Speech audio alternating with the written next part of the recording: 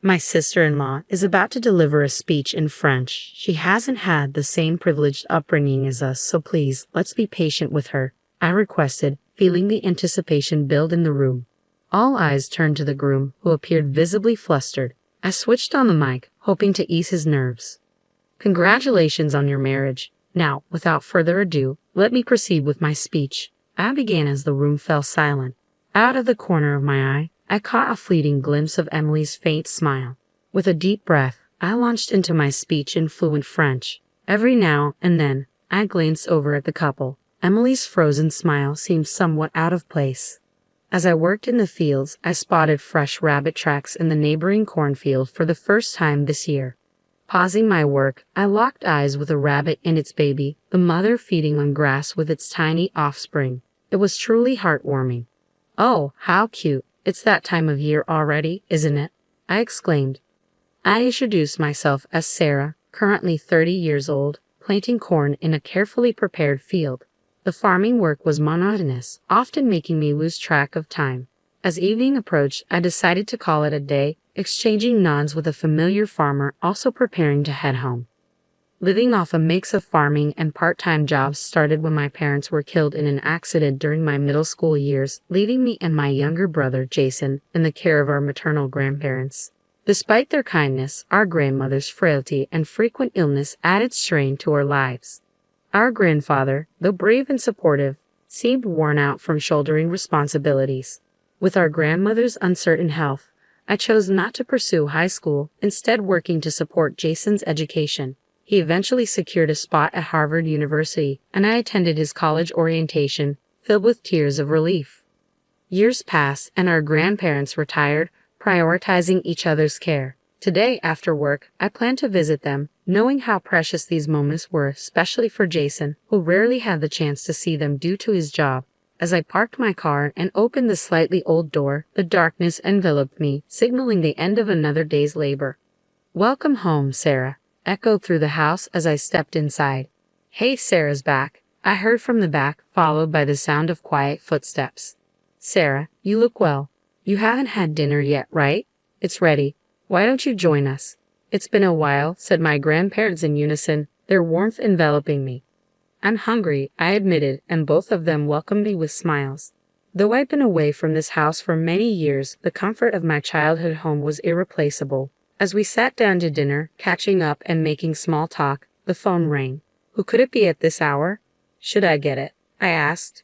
"No, it's fine, Sarah. Just sit down and eat your dinner," insisted my grandmother as she answered the phone. Oh, it's been a while, hasn't it? I'm fine. How about you?" "Oh, really? Congratulations, that's great. But wait, let me get Grandpa on the phone." I immediately sensed it was Jason on the other end of the line. The phone was passed to my grandfather, who also seemed to enjoy the conversation. "Sarah, you should also talk to him," my grandmother urged. "It's okay. I can talk to Jason anytime," I replied, but my grandfather insisted, handing me the phone with a happy look on his face. Surprised by Jason's voice, louder and more energetic than I'd expected, I gasped a bit. "Long time no see, Jason." "I'm good. You startled me with your loud voice, but I'm glad you sound well." "Hey, what am I, chopped liver?" Jason joked. "Grandpa and Grandma just have poor hearing." I couldn't help but smile and chuckle. "That's so like you, Jason. So you occasionally call like this, huh?" "No, it's been a while since I last called. I had something to tell you," Jason explained. "Something to tell?" "Yeah, I've already told Grandpa and Grandma, but I'm headed overseas for work." "What? That's amazing. So they chose you, Jason," I exclaimed. "Well, it's not that big of a deal, but it's all thanks to you, sis." "Thank you," Jason replied gratefully. "What do you mean? It's all because you worked hard, Jason." "So, was this call to tell me you won't be able to return home for a while?" I asked. "There's one more thing, actually. I'm getting married at the same time, too," Jason revealed. "Really? Congratulations. I'm so happy for you," I exclaimed. I really wanted to introduce her to you sooner, but I've been too busy with work these past few years. That's why I had to tell you on the phone like this. "That's all right. Being busy is a good thing," I assured him. "Thanks, sis. So, my assignment is in Paris. I'll be living there for the foreseeable future. We're thinking of holding the wedding there." So, come over with Grandpa and Grandma. I'll cover the travel expenses, of course. Paris. When I glanced at my grandparents, they were beaming, perhaps thrilled for Jason. But a wave of worry washed over me. Taking the elderly couple on such a trip might be too much for them. Jason, I mean, I'd love to go, but taking these two. I trailed off, my concern evident. I know it would be bad if something happened. I wanted them there for the special moment. Oh, then I'll come over before the wedding. When's your next day off, sis? Jason inquired. I have tomorrow off, but after that, I replied. Got it. Then I'll bring her over tomorrow. Let Grandpa and Grandma know. What? Wait, that's pretty short notice, Jason noted. Wait, did you have some plans, sis? He asked. Not really, but mental preparation. You don't need that. She's a really nice girl. I'm sure you'll like her, Jason assured me hastily. Oh, I've got to get back to work. Can you tell them bye? The call ended abruptly, leaving me hanging up reluctantly. I see Jason's getting married. That's wonderful, Grandma remarked, her eyes sparkling with joy. That's right, he used to be so small. I'm so happy for him. Oh, Sarah, is the call over? What did Jason say about that? He's bringing his fiancée over tomorrow, I explained, still a bit surprised by the sudden turn of events. I see. At our age, it's hard on the heart to fly indeed. But if we can see Jason again after so long, let's make a feast tomorrow, Grandpa suggested, his tone filled with excitement. Jason has always been smart, but he's always been restless, always thinking on the run, so to speak, Grandma reminisced. Well, it's good that he's found someone who can support him. Let's celebrate tomorrow, then. I'll come over early tomorrow and help with the cooking. With that settled, I started eating the remaining dinner that had been left untouched. The next day, despite being a habitual late riser, especially on days off, I woke up early and headed to my grandparents' house. Despite it only being midday, they were already busy preparing for the visitors. As evening arrived, the sound of the sliding door opening echoed through the house. I stepped into the house, greeted by Jason's vibrant voice, followed by a softer, reserved one. Hello there, I heard as I approached. There stood my brother, whom I hadn't seen in a while, alongside a lovely lady. Ah, sis, long time no see. Let me introduce you to the woman I'm going to marry. I'm Emily. Nice to meet you, she said with a warm smile. Oh, I'm Sarah, Jason's sister. It's so nice to meet you, Emily, I replied, extending my hand. Emily and I shook hands, welcoming the couple into the house. Emily greeted our grandparents warmly, her laughter filling the room. She was outgoing and quickly became friendly with them. As we sat around the dinner table, Emily suddenly asked me a question. So, sister-in-law, you're a fan of lemon on your shrimp, huh? Oh yes, I always have been. Really? I responded. Me too. This is the first time I've met someone else who likes it the same way. I'm so happy, Emily exclaimed. Her cheerful conversation made her easy to talk to, and we chatted and laughed together. However, I couldn't help but notice Emily's gaze on me whenever I was talking with others or had to leave my seat for the restroom. I brushed it off, thinking it was perhaps poor eyesight or just the way she looked at people. Today wasn't the day to worry about it. We were here to celebrate Jason's upcoming marriage. The conversation shifted to Jason's future Southeast assignment, and from there, I learned that Emily had lived in Paris during her junior high school years. That should make adjusting to life there and any culture shocks easier, right? I asked. Yes, indeed. The city might look a bit different now, but I think I can manage living in Paris. Plus, I'm really happy to have the wedding in my second hometown, Emily replied with a smile. All of this, including Jason's overseas assignment and meeting Emily, filled me with a sense of joy and anticipation for the future. I owe it to you, sis. It's all because you encouraged me to go to school back then. I can't thank you enough, Jason expressed gratefully, his words humbling me. But Jason kept thanking me throughout the day. Stop. Come on. Like I always tell you, it's all because you worked hard, Jason. I insisted. But sis, I wouldn't be who I am today if you hadn't done everything for me, Jason persisted. Oh, I remember now. I'd like to ask you to give a speech at the wedding, he suddenly said. Me? Well, it is your important day. If you want me to, I'll do it, I agreed. Really? That's great. Looking forward to it.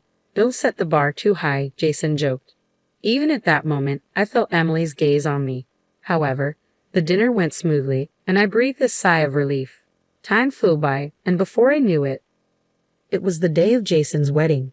From the day I was asked, I had been rehearsing the carefully crafted speech for Jason's big day. As I headed to the venue, I mentally read through the speech, preparing to deliver my brother's once-in-a-lifetime speech. When we arrived at the ceremony venue, I decided to check on Jason first, heading towards the groom's waiting room.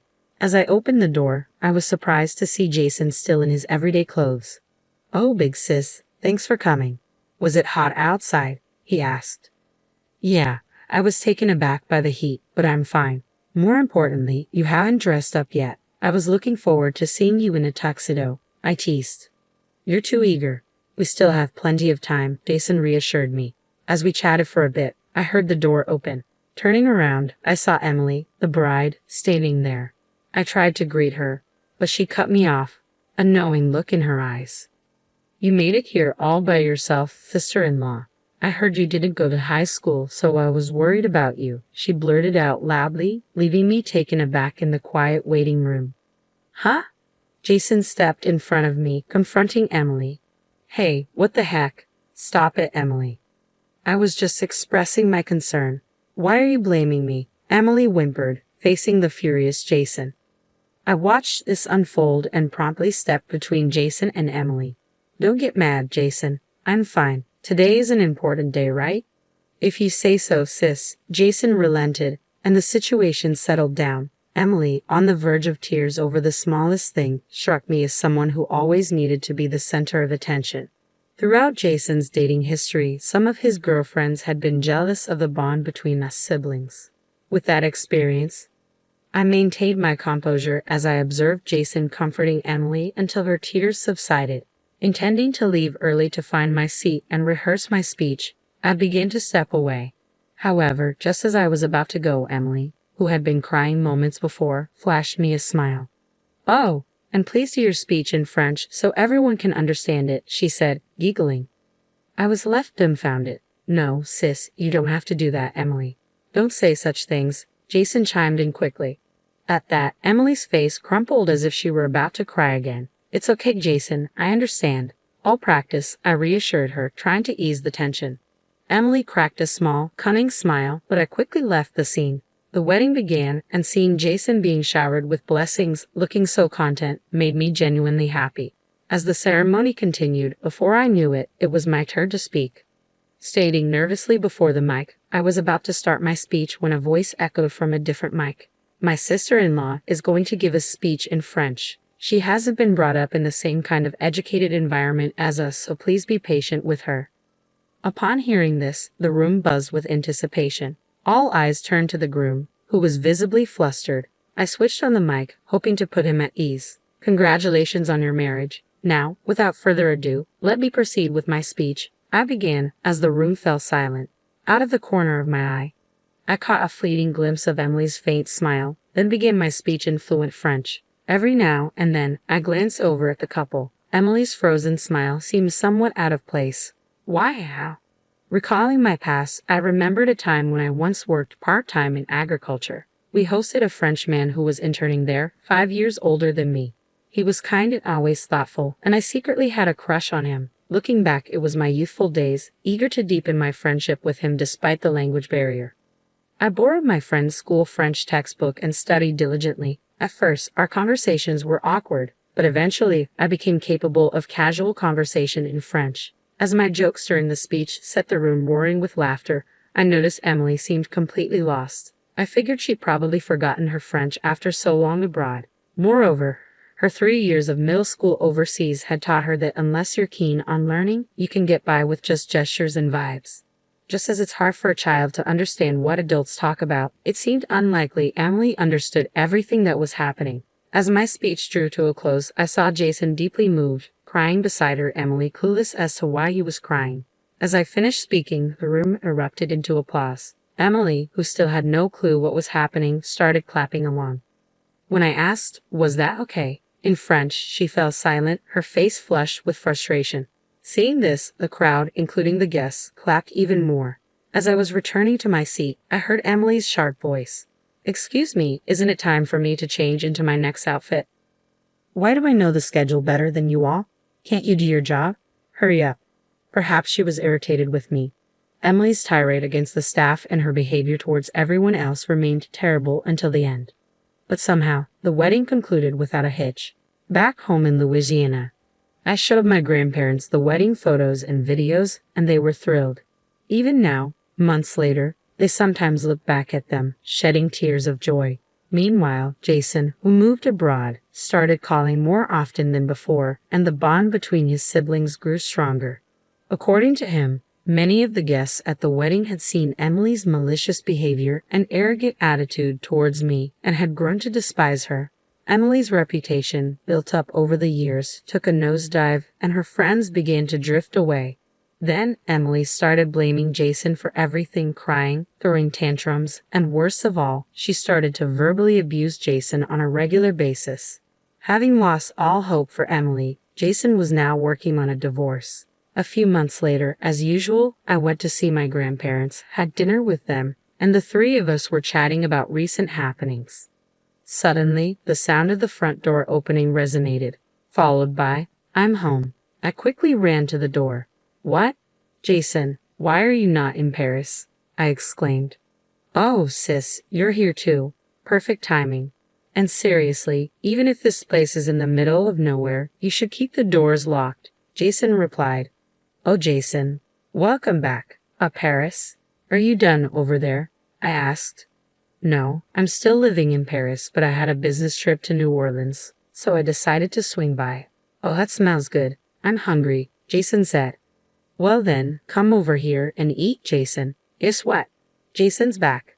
Seeing Jason for the first time in a while, my grandparents were happy, their voices naturally rising, and they surrounded the hungry Jason with flying conversations. Amidst all this, I was worried about this think of the run type of Jason. "Jason, it's totally fine that you suddenly came back, but are you okay with your own family matters?" I asked, my voice somewhat loud. Startled by my voice, Jason flinched but immediately turned towards me, straightening his posture a bit. "About that, actually, the divorce has been finalized, so I wanted to tell you that in person. I'm really sorry for causing you distress. You've always been there for me, and I didn't mean for this to hurt you. I'm sorry," Jason apologized sincerely. "Well, if that's the case, you don't have to be so formal about it. It's all in the past now," I reassured him. "No, but I hurt you too, sis. I'm really sorry," Jason insisted, his voice on the brink of tears. After that, Jason insisted that he was fully responsible for making me feel bad. With tears welling up in his eyes, he muttered, "You're really the best, sis."